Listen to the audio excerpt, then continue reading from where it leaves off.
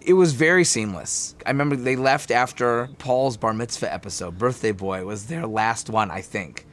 And then Bob came in, and it was very seamless for us also. I mean, the writing was still so wonderful, and you know, I think that, you know, we wanted to know what's it going to be like, and I think I think Neal and Carol, you know, to their credit, picked the right guy, and Bob just was amazing. You know, Bob worked incredibly hard. You know, I don't know what, you know, how he was internally about keeping the show, and that's a whole other thing. But just there wasn't a word spoken on that show that didn't, you know, pass through his computer at some point. I mean, there was not a syllable, and that show is definitely all Bob. Bob's writing and his narrations at the end were just poetry, you know. And you know, and the staff was wonderful. I mean, there was a phenomenal staff. I remember we would get the episode with the scripts on Friday, you know, when you'd wrap to start on the following Monday, and we would just, you know, tear through them, you know, like a Christmas gift. Just, you couldn't wait to read them. I remember the piano teacher episode, the one at the end of the piano teacher episode was just so great, and I mean, the final one, obviously, but I mean, I just think every one of them was just this, literally, I mean, it really was. It's this poem that would just encapsulate everything and just kill you, just a dagger in the heart. I mean, I don't know. It's hard not to tear up every time. You could come in, you know, with 2 minutes left in an episode, and you, like, he's just speaking exactly to you. Like, he knows the most intimate details of your life and your thoughts and your fears and your insecurities and what you miss and what you celebrate and what you need and what you want. And you know, Bob just felt it all. He's just amazing. Wendell, yeah, great. She was fantastic. I loved her. Just like her character, just so sweet and kind and warm. And I loved doing scenes with her. I loved Armis White was a great episode, and then we kind of came full circle when she had the baby, and I loved, Wendell was terrific. The kiss under the pier and all that stuff. I think we just shot it at Santa Monica Pier. I think that's where we shot some of that, and then I think it wasn't very far. But I also remember that's the episode where we all ended up walking down the beach together as a family. I remember that so well. I remember, I always loved those shots where it was just the family in like a long shot far from camera, and we could just be with each other and talk and laugh and play. And we really did all love each other. I mean, still do, but I remember running down the beach and jumping on Dan's back, and I remember that. I loved that last moment of us all walking down the beach together. They had that good vibrations. That song when he reveals the girl and the hat blow, it's great. I mean, the music's so great in that one. It's funny, when you're shooting this stuff, you don't really know that you're going to be talking about it all these years later. And you don't really know, and that's the thing, we didn't know, you know, in shooting it, you don't know. That's why I enjoy so much that people still talk about it and still ask about it and still watch it and share it with their kids and their family. Is you don't know that this is going to mean something to somebody when you're doing it. It is. It's what you do that day. Like, okay, I got to learn these lines and go stay on this mark. And to you, it's what you did that day. And then it means so much to people. And that's what's so gratifying about it, because you don't know when you do it. You don't know if people are going to forget it or watch it or certainly not remember it. But when they do, it's just so, it's really amazing and very flattering. And you feel so special and lucky that you got to be part of something that does mean so much to some people. They shot me working the spotlight, which usually I was in scenes with sometimes there was like a lot of watching scenes, you know, where I'd be like peering around a corner and there'd be narration, I'd be watching, but this was like a whole episode of me watching. So I remember we were on a platform, because I was supposed to be in a, you know, like up where the spotlights are, up in the catwalks, and they built this platform, and I just held the spotlight all day, kind of reacting to them reading Danica's performance to me off camera. was a very strange episode for me because I felt so disconnected from everything.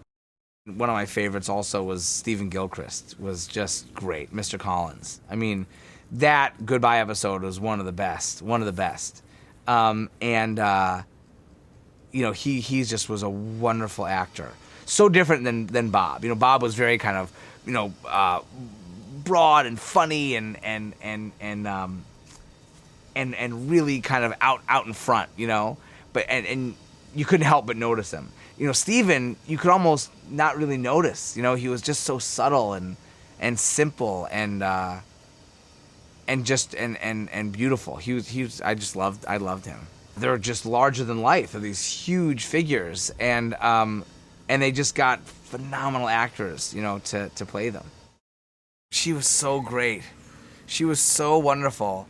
Oh yeah, I remember that one really clearly. I remember having to take, like, you know, dance lessons, learning how to dance, and that diving in the pool in my clothes at night. I was so nervous about that, and oh yeah, that was a great episode. That was a really special one.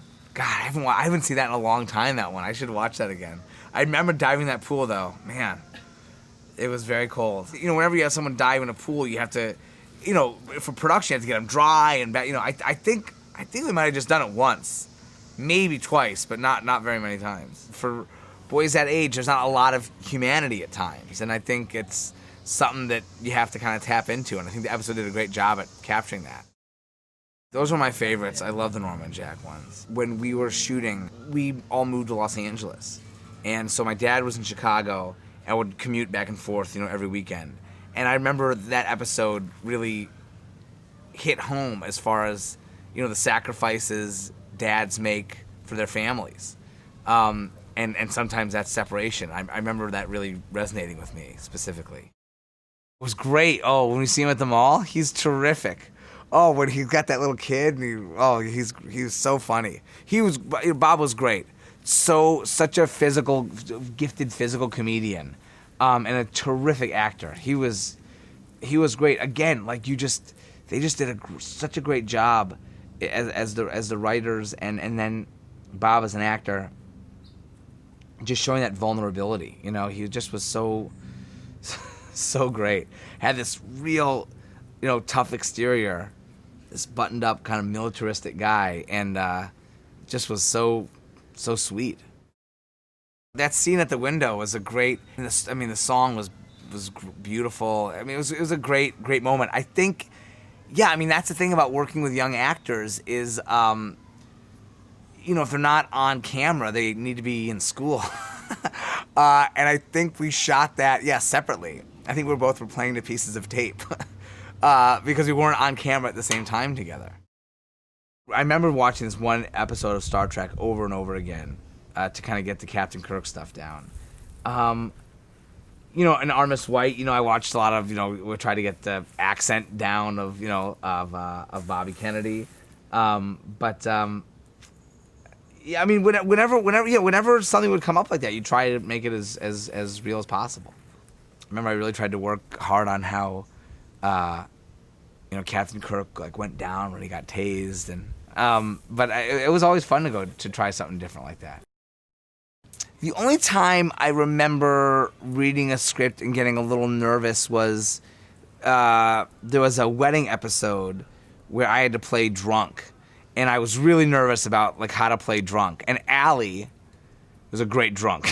She played drunk great, and I remember talking to Allie a lot about it, and she kind of would help me. But that was the only time I remember reading something and getting nervous about it.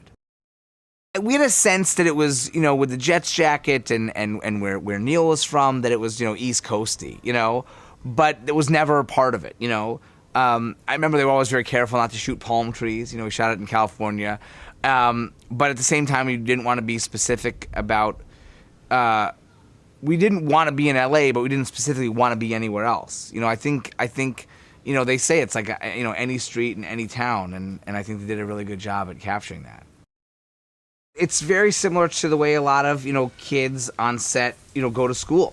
You know, you have to get 3 hours of school a day in 20-minute, no less than 20-minute segments. So, you know, when there was a break or they were setting up, I would go to school.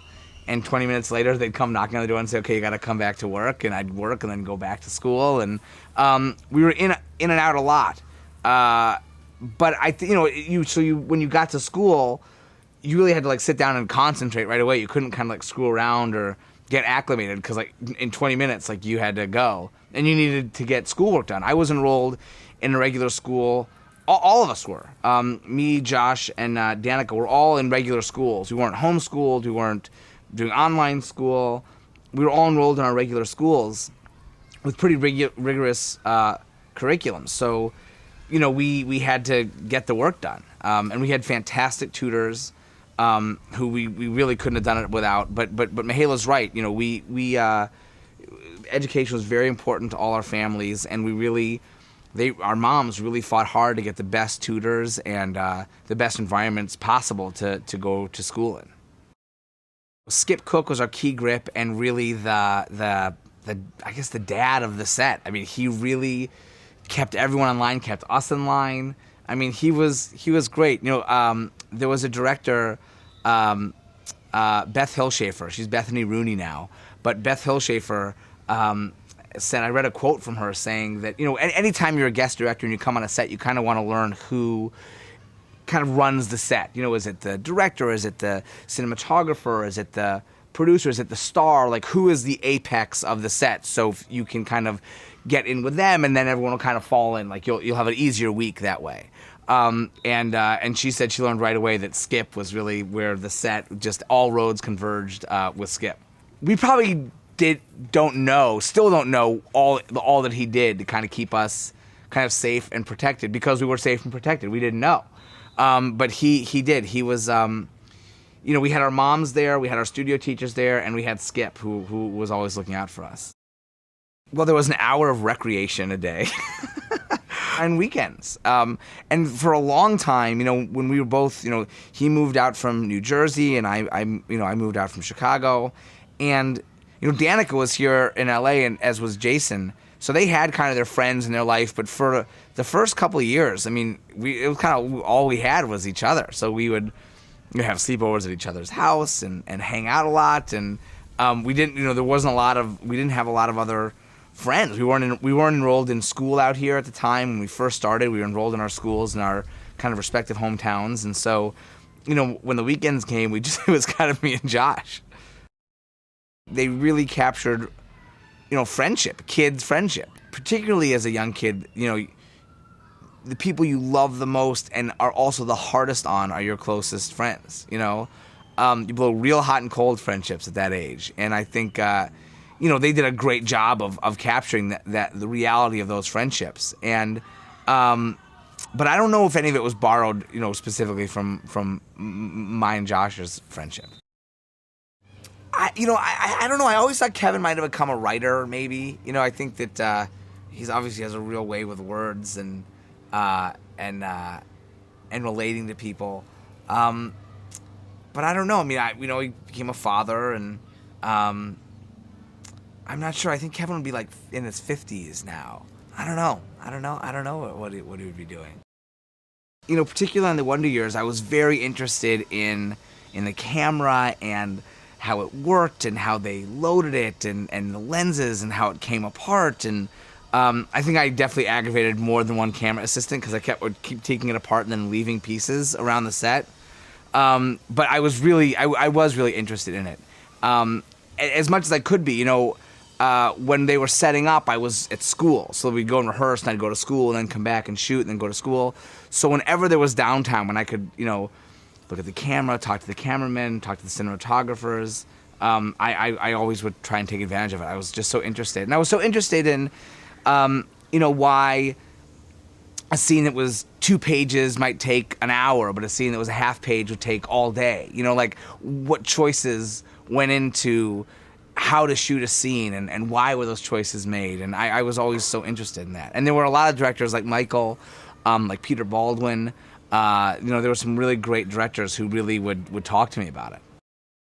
Being a child actor does help me as a director. I think to the extent of I kind of, at least from my experience, I knew how I liked to be treated on a set or worked with, and really it's just like any other actor. You know, I think the directors who are, you know, less successful with the kids are the directors who kind of treat you like kids as opposed to like just a member of the ensemble, you know. And so that's what I try to do when I work with young actors, you know, is just talk to them like actors, because that's what they are. They're younger actors, and to treat them, you know, as professionals, and that's really that's the biggest thing I took from it, was just to kind of treat young actors not as young but as actors. My wife really wants me to go back and acting too. She likes seeing me on TV, but you know, I really am enjoying what I'm doing now. I really enjoy directing. I loved acting, and I had such a wonderful time doing it. And I feel like this is kind of just where the journey has taken me. I loved my time as an actor. I don't sit and pine, you know, for it. You know, I don't spend my days like sending out audition tapes or anything in the hopes that someone will put me on television. But because I'm still very much involved in TV. I love TV. I love the industry. I love the business of it. I love the creativity of it. So I'm really happy to be involved in it, you know, in a different way. You know, and it's a whole nother. I'm like kind of getting to peer behind the looking glass a little bit and see all these things that were so foreign to me as a kid, and I would always wonder, like, what's going on behind that door? What's that conversation about? And it's, to this day, it still freaks me out. I'm like, oh, I'm in that meeting. Like, that was that meeting. Like, I'm in this meeting right now. Sometimes it's not quite as glamorous as I imagined it would be, but other times it is. I mean, I feel like every job I do, I'm like, oh my God, like I'm doing that job that I thought was so cool when I was a kid. I still think that. And so it's very exciting what I'm doing as a director. I really love it. And it's kind of what I've wanted to do ever since I was a kid. So I enjoy it. You know, I don't want to disappoint Dan or my wife, believe me. I don't want to disappoint either of them. But for right now, I really enjoy this. Our moms really keep in touch. The cast moms keep in touch. So I hear a lot about what's going on with everybody through our moms. But I think it's like, I think it's like anything in that time of your life. You know, it's kind of, you know, or like, you know, your best friends in high school, you know, like you talk all the time right after, and then, you know, every year a little less, and you kind of settle into your lives, and there's something great about this that's kind of pulling everyone back together again that I'm really excited about. But you know, we talk to each other. We'll send emails to each other every once in a while. But you know, this is kind of a part of this great moment in our lives that kind of connected us all for this really intense period of time, and still connects us. I think whether we talk a lot or not, I think we're always going to be connected, you know, through this thing that we were so lucky to be a part of. I run into people all the time, whether it's casting directors or actors. I just work. There's this character actor, Gary Bednob, great character actor, who I've worked with a lot recently, who was the officiant at Karen's wedding. And he still has a photo of like me and him when I was like, you know, 14 years old that he has with him that he brings on set when we work together.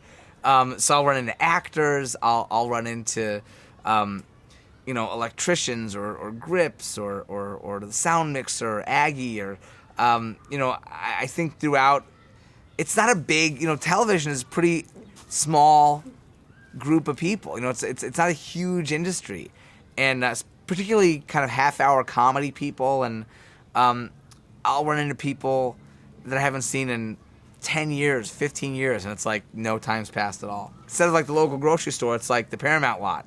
I'm like, oh, hey, Lou. Like, I know everybody. Oh, people ask all the time if the show's going to come out on DVD. That's one of the biggest questions. Where's Winnie? And when's the show coming on DVD? I can't wait to tell everybody that soon.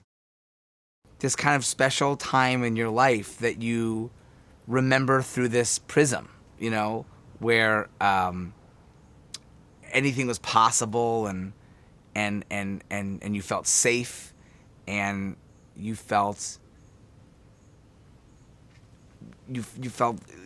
kind of limitless, you know. And I think it's a you know, special moment that you really can't get back again, you know. it's this time, yeah, you look, and I think you idealize it, you know, and I think there was something about the Wonder Years looking back that was a little idealized, you know, about the show.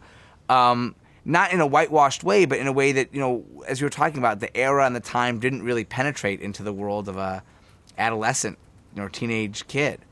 But it's definitely this time in your life that you look back on fondly, and kind of maybe through a haze, and try to relive as much as you can. When I watch the show now, I definitely enjoy it. You know, I can sit and watch and enjoy it. But, you know, I every once in a while you think like, oh my gosh, like I remember where I was when I shot that, or like weird things like, oh, I remember what we had for lunch that day. Like really strange things that'll just like kind of come to you. But it's the same as anyone. I mean, I think a lot, you know, I think if anyone was like flipping through a high school yearbook and there was like a candid, you know, they'd know, oh my God, that was that day I failed that algebra test, you know, whatever it was. That's kind of how I see those episodes. You know, it's these kind of these moments in time from when I was a kid, and they're, you know, some are more vivid than others, but they definitely all kind of stir memories of when we were making it.